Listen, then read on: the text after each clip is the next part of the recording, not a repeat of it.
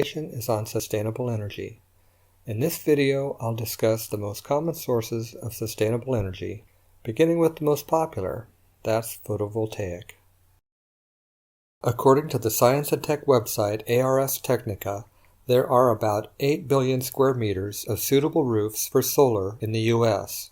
Hypothetically, if all of those were fitted with solar panels, the additional annual power generated would come to about 1,400 terawatt hours. According to the U.S. Energy Information Administration, the total U.S. consumption of electricity is a little over 4,000 terawatt hours. This means residential rooftop solar alone has the theoretical potential to provide more than a quarter of all energy used in the United States. An average home needs about 30 panels, each rated at 300 watts, to achieve net zero for electricity. Solar panels convert about 25% of the sun's energy into direct current. The direct current is converted to alternating current using one or more inverters, and then fed into the meter. The utility company offers a credit back to the homeowner for the energy it receives. It's possible for a homeowner to store energy rather than tie into the grid. Battery systems can be modular like this Tesla 5 kilowatt system. Solar installers offer large battery storage options capable of collecting and storing enough energy for many days. When batteries are fully charged, the included circuitry switches to net metering, so the power goes into the grid. Another good option for homeowners is installing solar thermal collectors. Thermal has some advantages. Panels don't need to directly face the sun, and they can receive partial shading and still collect heat. They are easier to install and 7 times more efficient than photovoltaic panels. With just a few panels, it's possible to heat and store all the hot water needs for a home. A different approach to sustainable energy is geothermal. At about 10 feet down, the temperature remains a constant 50 degrees. By placing a system of pipes buried in the ground at this depth, heat can be transferred and used in either air conditioning or heating. An antifreeze is circulated through a heat exchanger. Heating 50-degree air in the winter is more efficient than heating the cold outside air. And for cooling, the 50-degree air may only need a small boost from the air conditioning system, if any. Adapting geothermal to your existing HVAC equipment can produce a savings of up to 75%. Utility companies may create large solar farms to add capacity. These arrays are placed in open areas free from shade. The power may integrate back into the grid, seamless to the customer, or the utility company may market the power separately at a different rate. Since the energy from the sun is free, the cost per watt is determined by amortizing the construction and maintenance cost over the expected life of the array. Large solar array owners can usually get their cost per watt down to about $1. By comparison to residential solar systems, the homeowner will pay about $3 to $4 per watt. This is due to the economies of scale achieved by the larger arrays. The utility company may market the solar farm using a concept called community solar. A legal vehicle called Special Purpose Entity allows corporations or nonprofits to develop a solar farm. The land and hardware is either owned and managed by the community directly, or the electric utility company, or by a third party, such as a separate solar power company. Then, the utility company enters into a net metering agreement with the array owner. Community members can either purchase a group of arrays up front or enter into a subscription to buy the power at a reduced rate. A solar power purchase agreement is the legal vehicle used for large corporations, government entities, or military bases. The basics of an agreement like this are: the owner provides a developer the land at no cost. The developer retains full ownership and responsibility for the equipment, and is therefore entitled to government tax credits. The owner buys electricity from the developer at an agreed-upon rate. This is the array at Nellis Air Force Base, constructed with a solar power purchase agreement. The array generates about 30 gigawatt-hours, which is a third of the base's total energy requirement.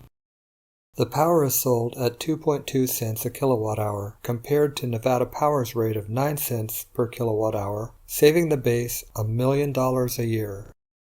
Another way to use the sun to create energy is by concentrated solar plants. Concentrated solar converts about 40% of the energy it receives. Mirrors concentrate sunlight to produce steam, which then drives a turbine generating electrical power.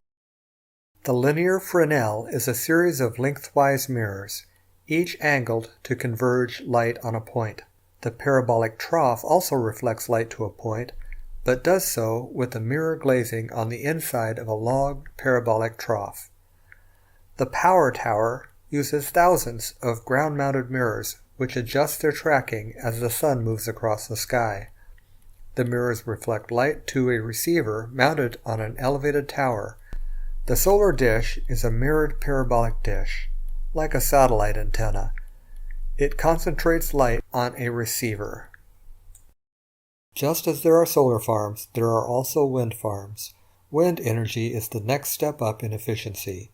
While photovoltaic panels convert about 25% and concentrated solar achieves 40%, wind turbines convert about 50% of the wind's energy into electrical power. Farmers, ranchers, or landowners can enter into power purchase agreements. This agreement works in the same way previously described for solar. Land space which is otherwise unusable can be used to generate power. Utility-scale wind turbines vary in output from 100 kilowatts to several megawatts. Wind power has an additional advantage over solar energy. They work day and night and can be activated with as little as 9 miles an hour of wind. At a height of just over 300 feet, it's rarely less than 9 miles an hour. Solar or wind power cannot always be fed directly into the grid. The utility company must balance input with demand. Large utility-scale battery storage makes this possible. Combining solar or wind power plus storage makes the grid more reliable, less expensive, and sustainable. Hydropower is the most efficient way to generate electricity. Modern hydro turbines can convert as much as 90% of the available energy into electricity. In the U.S., hydropower is produced for an average of 85 cents per kilowatt hour. This is not just the most efficient, it's also the largest source of renewable energy worldwide. Similar to hydroelectric energy, hydrokinetic energy is powered by the kinetic energy of rivers, tides, and waves. Extracting energy from this source is predictable and stable and provides continuous power. This form of renewable energy has some disadvantages, though. Installing barriers into waterways to channel the flow can have adverse effects on the aquatic habitats, especially in highly diverse ecosystems. The engineers and scientists of 100 years ago weren't concerned about oil running out, and they weren't aware of the global-scale environmental consequence their actions would have. What they saw was a new fuel, more energy-dense than coal. Oil was portable, inexpensive, and abundant. And it's true, this fuel source greatly improved the human condition and led to many advances for mankind. For them, this was the right thing to do. For us, the right thing to do is simple. For individuals, it's entirely possible to create a net zero home. Home geothermal, solar thermal, and photovoltaic systems are current technology, and they pay for themselves, so why not? For renters and small business, there's community solar. For large business and government, there's solar or wind power purchase agreements. Utility companies can move away from diesel power generation and improve profit with wind or solar farms. Homeowners, businesses, and utilities can store energy for later use through cutting-edge lithium battery technology. Sustainability is a common sense and achievable goal. By applying these technologies, we can help ensure the conditions on Earth continue to support human civilization.